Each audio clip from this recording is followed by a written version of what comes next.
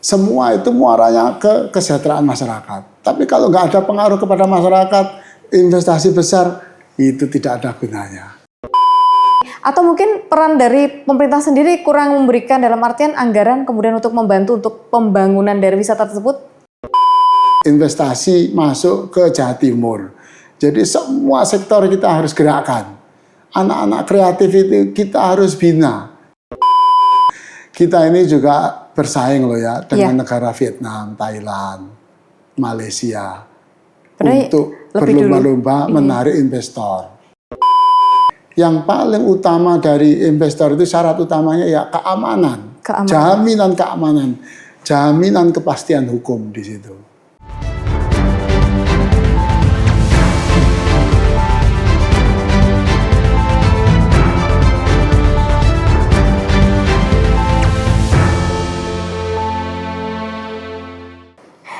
Assalamualaikum warahmatullahi wabarakatuh. Kembali berjumpa bersama dengan ABTV in Podcast. Bukan sekedar bicara, lebih dekat, lebih paham. Artinya kalau kita semakin dekat, artinya kita akan lebih memahami. Jadi bukan hanya sekedar mendengar, tetapi kemudian kita mampu memahami apa yang akan kita bahas hari ini bersama dengan salah satu anggota Dewan Provinsi. Siapakah beliau? Stop dulu ya. Kita berbicara dulu mengenai tahun 2025.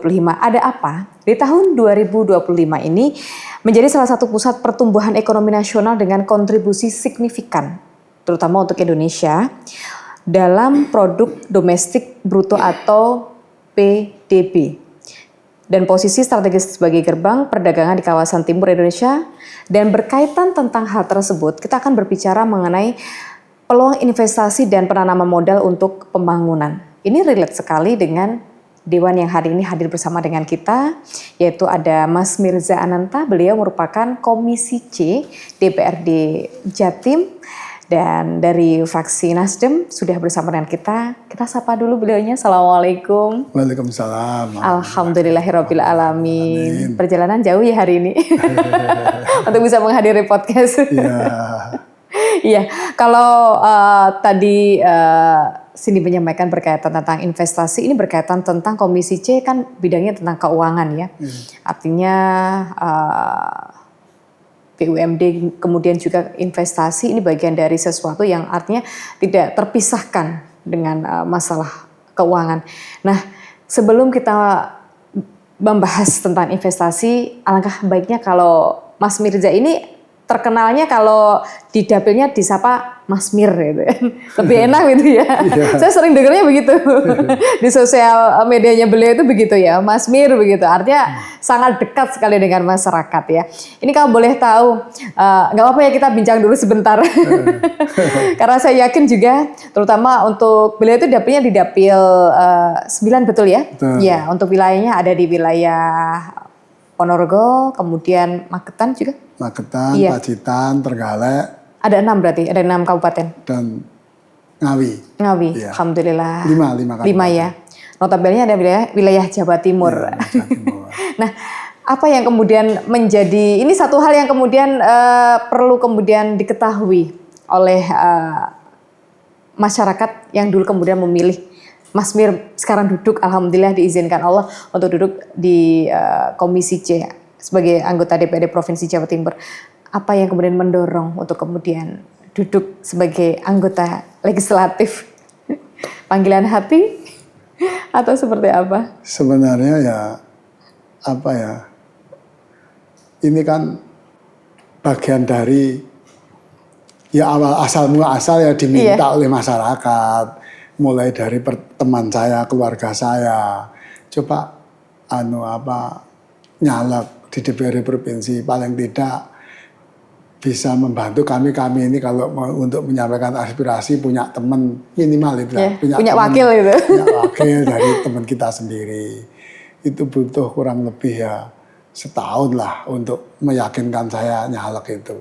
Akhirnya ya saya pas izin kepada istri saya, keluarga saya, ternyata mereka juga mendukung, mensupport. Akhirnya ya saya maju dan alhamdulillah terpilih. Masya Allah, 2 periode ya. 2 periode dan Sampai sekarang saya masih dikasih amanah. Alhamdulillah. Artinya apa? Masyarakat masih memberikan kepercayaan kepada saya untuk menjabat kembali yang kedua kalinya.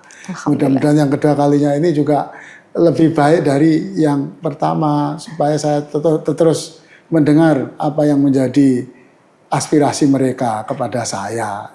Artinya masyarakat menaruh harapan besar. Menaruh harapan Karena besar. memiliki wakil rakyat di tingkat provinsi yang bisa kemudian mewujudkan mimpi mereka. Ya betul. Kebetulan saya juga asli di daerah sana, dan tentunya dengan semangat dari putra daerah di sana, ya saya tidak akan saya sia-siakan kesempatan ini untuk terus berjuang. Putra daerah itu kalau boleh saya tahu ini yang bagian mana? Maksudnya dari mana asalnya, dari Mas Saya Wirja? asalnya di Ponorogo. Ponorogo, waduh ini ketar-reok ini. Ya, tapi pemilih saya juga ada di Pacitan, ada juga di Trenggalek, Magetan, Madiun, Ngawi. Ngawi ya, meliputi Dapil 9 tadi ya, begitu. Jadi karakter dialek bahasanya di 5 kabupaten itu ya sama. Beda dengan Surabaya. Iya. Sidoarjo itu beda lagi, Mojokerto beda. Madura beda. Kalau di lingkungan di daerah saya itu Dapil 9 sama, bahkan sampai Madiun, Tulungagung, Kediri itu sama. Logatnya hampir sama. Itu dialeknya itu. Sehingga mereka itu kalau saya ke Magetan kan ya sama dengan orang Magetan juga kan itu. Iya. Makanya mungkin selama ini dapil itu dijadikan satu karena mungkin terpaut begitu, artinya satu jalur tidak begitu jauh kan, itu kan jauh, langsung kemudian selalu berbatasan iya. mereka, ya semuanya berbatasan. Artinya panggilan jiwa, ini bagian dari investasi akhirat. Bantu masyarakat banyak. Mudah-mudahan. Ya. Nyambung dengan yang akan kita bahas hari ini, berkaitan tentang investasi. Kita sedikit nggak apa-apa ya, biar tahu sosok Dewan yang dulu dipilih ini, kira-kira beliau dulu backgroundnya berasal pengusaha. Ini saya lihat dari sisi biodata dari Mas Firza ini, pengusaha. Saya pengusaha. Alhamdulillah. Ini untuk menata strategi ini sudah sangat cukup mahir ini. Ya, saya ini kan bukan orang akademisi sehingga bahasa saya mungkin tidak bisa terstruktur seperti seorang ahli akademisi yang selama ini kita tonton di televisi. Saya ini pengusaha yang kemudian menjadi anggota dewan. Menurut saya orang yang beruntung lah saya ini. Bisa jadi pengusaha, bisa jadi anggota dewan. Yang sebenarnya background dari sebelumnya ya kuliah aja sebenarnya kita lihat itu. Meskipun saya juga latar belakang pendidikan saya S1 administrasi bisnis waktu itu, niaga kalau orang terkenalnya sekarang di Fakultas Ilmu Administrasi Niaga atau Bisnis Universitas Dr. Sutomo Surabaya. Luar biasa, iya. Ini kalau kita lebih dekat dengan beliau, artinya mengetahui ternyata beliau dulu menjadi anggota dewan tidak langsung tiba-tiba menjadi anggota dewan, tapi berawal dari kemudian seorang pengusaha yang mana itu dulu mulai dari zero ya. Zero, ya sebenarnya judulnya aja ngomongnya pengusaha biar agak keren, tapi sebenarnya aslinya ya sebelumnya dari kuli kan gitu loh. Kuli tukang angkat, tukang las, tukang lampu dan sebagainya, itu latar belakangnya. Iya. Hanya mereka kadang-kadang kita ini ya agak biar keren sedikit cerita bahwa saya pengusaha. Entrepreneur itu. Sebenarnya itu ditujukan lebih kepada ke orang tua supaya orang tua itu nggak mikir, lawang dikuliahkan S1 kok masih jadi kuli kan gitu. Jadi biar keren lah ngomong pengusaha. Iya baik ya. Kalau seorang pengusaha tentunya juga punya yang namanya investasi begitu untuk masa depan. Nah, kaitannya ini ada di Komisi C. Komisi C itu memang kalau membahas tentang keuangan, di situ juga ada di dalamnya itu ada yang namanya investasi. Nah, kembali lagi kepada topik yang kemudian kita sentil di awal tadi, Mas Firza ya, katanya sampai investasi. Sebenarnya apa yang menarik bagi investor mereka itu investasi untuk wilayah khususnya di Jawa Timur? Yang menarik tentunya pertama, masyarakat Jawa Timur itu banyak orang pintar sebenarnya. Kalaupun dia belum pengalaman, dia diajari sedikit saja, dia sudah langsung tanggap. Paham begitu. Paham, ya. Itu kelebihan dari masyarakat Jawa Timur. Saya nggak bicara masyarakat Jawa yang lain ya, Iya. Jawa Timur. Terus yang kedua, jalanan di Jawa Timur itu relatif bagus, ya kan? Sehingga itu menarik investor. Bayangkan dari jalan tol ujung Madiun sampai ke Jakarta, sampai ujung Probolinggo, sekarang lagi dibangun ke mana itu, ke Banyuwangi, sedang proses. Juga ya di selatan, mulai Blitar sampai ke Yogyakarta, sedang proses jalan lintas selatan itu. Iya, masuk Trans Jawa itu. Ya, JLS namanya. Meskipun belum nyambung ya. Artinya sudah ada upaya pemerintah provinsi untuk membangun itu semua supaya apa? Menarik investor.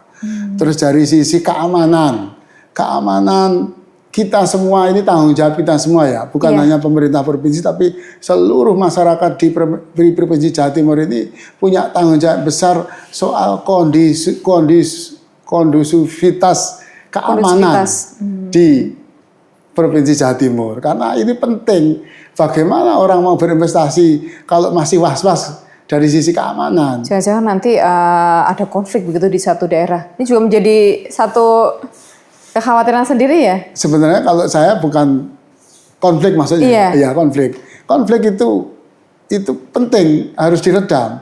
Pokoknya kita ini harus menjunjung tinggi kebersamaan tadi itu. Tepo seliro, itu penting. Percaya sama saya, kalau kita ini tidak ada konflik, tidak ada yang namanya pungutan liar, itu kan bagian dari keamanan juga itu ya. Sudahlah, investor baik dari dalam negeri maupun dari luar negeri itu akan berbondong-bondong di Provinsi Jawa Timur. Tujuannya semuanya apa? Semuanya ingin Jawa Timur itu maju, mendapatkan pendapatan asli daerah yang besar dari sisi orang berinvestasi di Jawa Timur. Untuk sektor investor yang paling terbesar itu untuk wilayah Jawa Timur itu di bidang, maksudnya di sektor apa ini? Sektornya kalau saya melihat ya di sektor perumahan, pergudangan, telekomunikasi, transportasi itu baru menduduki kedua pertambangan. Dan saya melihat penanaman modal asing maupun dalam negeri pada semester pertama bulan Agustus itu mengalami peningkatan. Totalnya kurang lebih ada 74 triliun yang sudah masuk. Ya. Dari sisi dalam negeri 51 triliun, dari luar negeri itu kurang lebih sekitar 23 triliun. Jadi ini ada kabar yang menggembirakan sekali. Saya melihat perkembangan, artinya DPM TPST itu luar biasa dalam hal mengupayakan investor baik dari negeri maupun luar negeri untuk menanamkan modalnya di Jawa Timur. Tentunya ini juga kesuksesan dari seluruh masyarakat Jawa Timur. Karena apa? Indikator-indikator yang agar investor itu tertarik ke Jawa Timur itu ya mungkin sudah mendekati sesuai harapan kita kan itu. Sesuai dengan target begitu ya? Target kan itu. Misalnya yang saya ceritakan tadi soal keamanan tadi.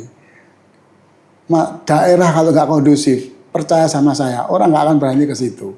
Misalkan kita mau kontrak rumah atau beli rumah di sebuah perumahan, kalau di daerah tersebut banyak sekali maling, banyak sekali kejahatan, orang nggak akan datang ke situ. Banyak pemabuk, ya orang nggak akan tinggal di situ.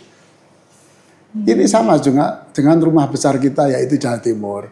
Kalau di Jawa Timur ini kita sama-sama mendukung program pemerintah, kita sama-sama menjaga keamanan, sama-sama ramah. Kita welcome kepada orang luar, kepada datang ke daerah kita. Insya Allah percaya sama saya Jawa Timur akan maju pesat sehingga masyarakatnya akan sejahtera. Artinya semua itu muaranya ke kesejahteraan masyarakat. Tapi kalau nggak ada pengaruh kepada masyarakat, investasi besar itu tidak ada gunanya. Seperti itu. Jadi ini tanggung jawab kita bersama, bukan tanggung jawab dari pemerintah provinsi, tapi semua. Satu pihak tidak ya? Ya semuanya. Pemerintah provinsi kalau nggak didukung masyarakat ya sulit. Artinya dari berbagai lini ini kemudian harus bekerja sama. Termasuk DPRD ya. Iya. Harus bekerja sama. Ya. Kita jangan saling menyalahkan. Pokoknya kritik aja, tapi kritik itu sifat membangun. Kalau kita ngeritik tujuannya untuk mencari kesalahan, itu nggak akan ada habisnya itu.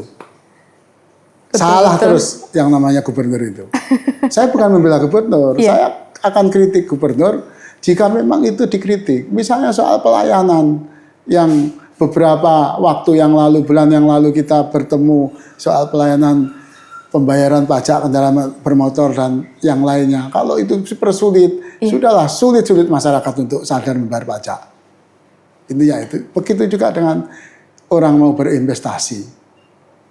Harus kemudian ada rasa aman begitu. Artinya keamanan itu memang benar-benar harus kemudian dijaga. Betul, ya. Iya, iya. Kalau tadi disampaikan oleh Mas Mirza, kalau ternyata memang sektor perumahan itu yang memiliki kontribusi besar begitu dalam investor begitu masuk. Nah, ini sebenarnya prioritas kalau untuk Jawa Timur itu sebenarnya apa sih yang kemudian difokuskan supaya investor itu masuk cepat itu gimana? Apa yang difokuskan? Mungkin seperti apa? Ya semua sektor. Oh, semua. Pertanian juga harus diperhatikan. Harus karena rata ya berarti. itu jadi lumbung kita. Iya. Jadi Jawa Timur itu termasuk menopang kebutuhan nasional untuk hasil panen padi kita itu. Jadi itu juga harus diperhatikan soal bagaimana orang luar negeri atau dalam negeri untuk menginvestasikan ke bidang pertanian, peternakan. Itu semua bagus untuk dilakukan karena apa? Itu langsung menyentuh ke masyarakat. Sektor pertanian ya, sektor pertanian. Karena itu menjadi salah satu identitas dari, terutama khususnya Indonesia kan. Kalimantan notabene adalah memang kebanyakan dari masyarakatnya adalah petani begitu. Yeah. Itu hanya memang di daerah tertentu saja memang ada yang namanya pabrik begitu. Kalau itu tadi di sektor pertanian. Nah, kalau untuk kemudian untuk seperti usaha wisata, apakah sejauh ini investor juga sangat tertarik untuk kemudian masuk ke khususnya Jawa Timur? Iya, tapi belum banyak. Nah, gitu. Belum banyak itu dibuktikan dari apa yang ada di dapil saya itu. Iya. Jadi 9 ya. mulai saya dulu kecil sampai sekarang besar gini ya gitu-gitu aja. Sarangan juga dulu ya kayak gitu, sekarang ya kayak gitu. Di Telaga Ngebel juga sama seperti itu. Artinya investor itu butuh butuh informasi yang banyak tentang daerah wisata, bagaimana dia berinvestasi. Misalnya di Ponorogo, ini saya sekaligus minta ya kepada pemerintah provinsi dalam hal ini gubernur, di Ngebel itu, di Ponorogo itu ada Telaga Ngebel yang mana sangat bagus telaga itu. Banyak masyarakat atau investor dari luar negeri yang tidak tahu. Itu jangankan dalam negeri banyak yang nggak tahu. Belum yang pernah ke sana. Padahal itu bagus sekali wisata itu. Nggak kalah kalau dengan Danau Toba yang Sumatera itu yang besar sekali terkenal. Ngebel tidak kalah juga kan itu loh. Artinya sangat alami sekali. Coba itu minimal jalan akses menuju Ngebel itu bisa tembus ke Sedudo, Nganjuk, bisa tembus ke Trenggalek, tembus ke Tulungagung, tembus ke Madiun, itu semua tembus Pak dengan transportasi bis besar. Selama ini bis besar nggak bisa masuk. Hanya kemudian roda 4 saja, kendaraan pribadi ya bisa masuk ya? Sama bis kecil. Artinya apa? Artinya itu yang menjadi daya tarik jalan itu. Infrastruktur daya tarik dari investor. Kalau seperti itu terus, ya bagaimana orang mau menginvestasikan uangnya? Karena kalau jalan itu besar, bagus, dan tembus, maka ketika orang dari Jogja mau ke Surabaya, lewat Ponorogo, langsung tembus ke atas, turun ke Nganjuk, udah menyingkat waktu. Nggak balik lagi ke Madiun. Orang mau dari Surabaya mau ke Jogja, lewat situ langsung tembus, Sarangan lagi, tembus semuanya. Ke wisata lagi begitu. Ke wisata lagi, jadi ini saling terintegrasi dengan yang lain, wisata yang lain. Artinya akses jalan yang mudah, kemudian juga satu arah satu jalur menuju tempat wisata tadi itu akan kemudian mempermudah, artinya investor biar lebih kemudian dia merasa benar, wah ini tempat wisata yang bagus, ini perlu kemudian kita berikan yang namanya dukungan ya. Sehingga nanti, atau mungkin peran dari pemerintah sendiri kurang memberikan dalam artian anggaran kemudian untuk membantu untuk pembangunan dari wisata tersebut? Ya kembali kepada istilahnya kalau lagu lama Iya. itu cost plus itu loh. Jadi Gimana? anggaran Mas gitu Mir? loh. Itu alasan klasik semuanya anggaran gitu loh. Dulu sudah ada perencanaan itu namanya Selingkar Wilis. Selingkar Wilis. Tapi itu ya hanya sebuah Wacana? nama saja, wacana saja sampai sekarang. Itu Eksekusinya belum sama ada. sekali. Itu kurang lebih sudah 10 tahun yang lalu. Dan sekarang ya belum ada realisasi. Dan tenaga ngebel masih tetap seperti itu. Seperti contoh itu ada di Pacitan itu pantainya kan bagus-bagus semua di situ. Pantai Pacitan. Itu juga belum tembus sampai ke Tulungagung. Harus muter lagi kan soalnya. Trenggalek, Tulungagung harus muter lagi lewat mana jalur lain. gitu kan jauh gitu loh. Coba kalau itu misalkan langsung gitu kan bisa. Udah langsung aja ke tempat wisata berikutnya, nggak usah pulang gitu kan.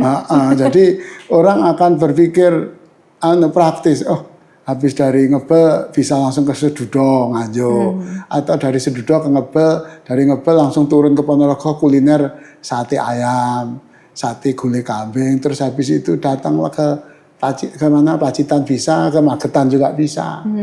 Itu semua punya akses yang satu jalur gitu. Iya. Sehingga orang nggak males untuk datang ke situ. Kalau kita itu sudah masyarakat tahu perjalanan tembus semua, saya yakin investor itu Datang dengan sendirinya. Tanpa harus kita promosi. Meskipun promosi itu penting sekali, sangat penting promosi itu. Promosi itu jangan hanya seremonial, ngadakan pameran di sana, nggak ada, jangan itu. Tapi terus-menerus yang dengan biaya rendah sekarang itu kan akses media sosial sangat mudah. Betul, masif dan juga sangat mudah. Facebook dan sebagainya. Pemerintah provinsi harus merekrut generasi muda yang luar biasa, yang sangat kreatif ini untuk mempromosikan daerahnya masing-masing. Ini bukan hanya tugas dari pemerintah provinsi, tapi juga tugas dari pemerintah kabupaten seluruh Jawa Timur. Mereka merekrut tenaga muda itu untuk membuat konten-konten kreatif tentang daerahnya.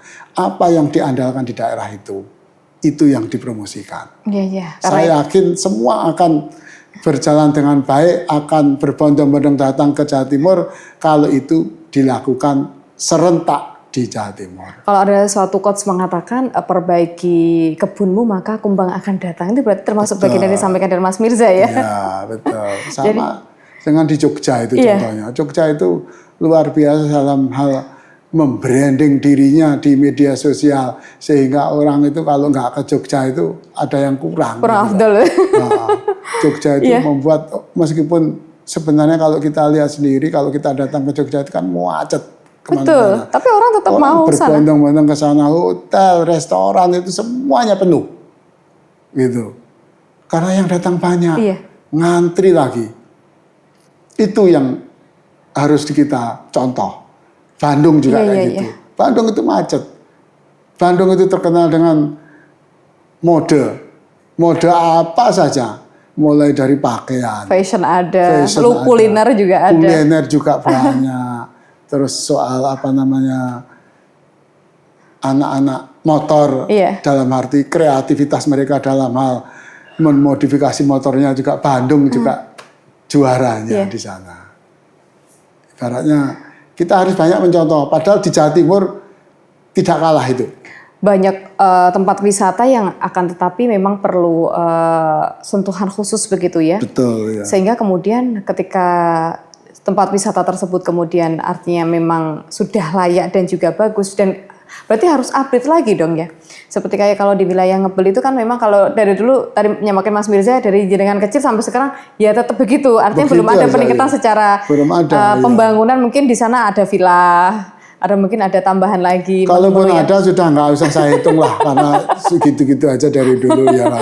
Jadi maksud saya ini butuh uluran tangan kerjasama dari semua pihak, baik dari Bupati, pemerintah provinsi juga. Pemerintah provinsi ini mungkin bisa menyisihkan anggarannya misalkan tahun ini untuk ke sana. Berapa persen begitu Berapa ya? persen untuk pembangunan di sana. Terus juga untuk di daerah lain yang memang punya potensi kayak di Jawa Timur, orang Bromo. Iya, Itu orang tahu Bromo, itu terkenal juga kan sudah bagus. betul. Dan itu harus tetap dipertahankan tentang Bromo itu. Di sana juga ada sukunya. Udah, Ada sukunya, suku Tengger yang mempertahankan budayanya mereka. Sehingga itu juga menarik investor atau pariwisata orang asing kan gitu ya. untuk kemudian masuk begitu Wisatawan ya. orang asing ya, untuk masuk. Nah, dari semua yang saya ceritakan itu muaranya adalah menarik investor selain menarik wisatawan ya. Iya. Karena hari ini kan temanya intinya pendapatan di bidang investasi. Betul. Investasi masuk ke Jawa Timur. Jadi semua sektor kita harus gerakkan. Anak-anak kreatif itu kita harus bina. Bina itu maksudnya terus dikawal. Jangan hanya seremonial ketika ada Opening saja, habis itu dibiarkan. Misalnya contoh ya, kita ini kan sering mengadakan pelatihan terhadap UMKM Iya. dan sebagainya. Kadang-kadang pelatihan itu ya hanya sebatas pelatihan itu. Setelah pelatihan mereka tidak dikawal. Apa ilmunya yang didapat di pelatihan itu sudah dilakukan atau belum? Terus kendalanya apa? Itu yang harus terus dikawal. Nah, kalaupun tidak bisa semua, minimal sebagian dulu lah.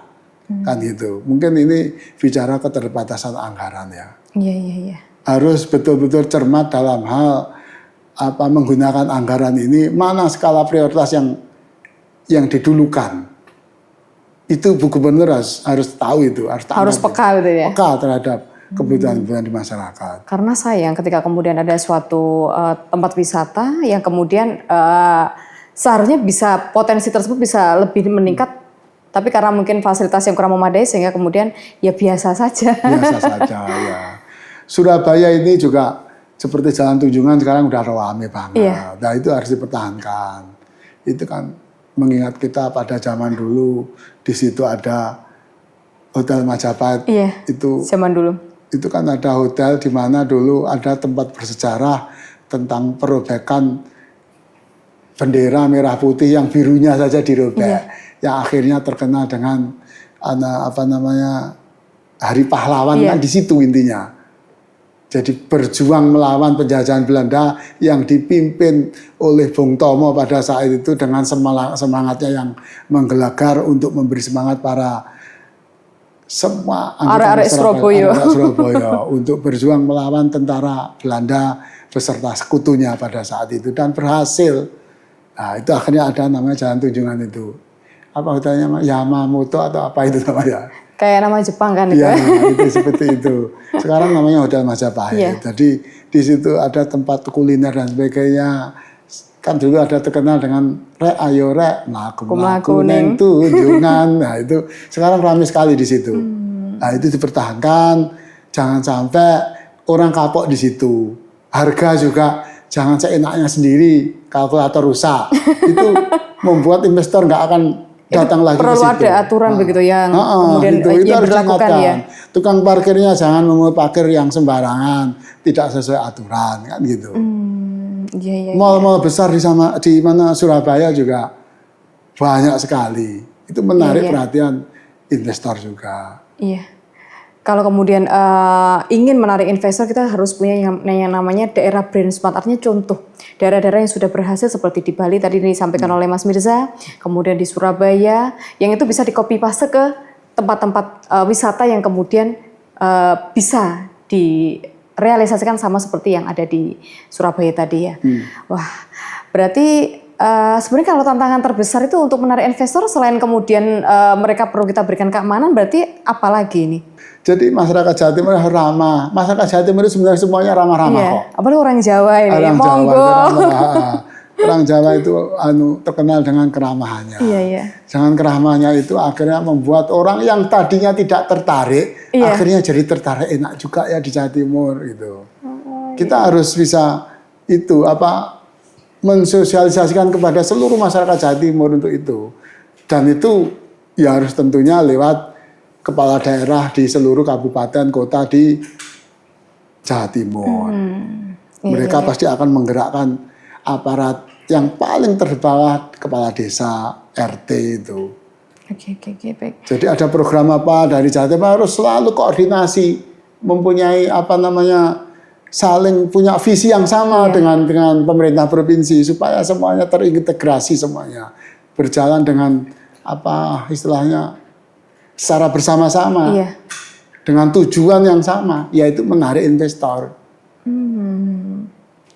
Artinya kalau berbicara mengenai kemudian menarik investor itu harus ada poin-poin penting yang kemudian harus dipenuhi terlebih dahulu. Betul. Secara otomatis. Kalau investor asing itu sebenarnya menarik untuk mereka datang ke Jawa Timur itu apa sih?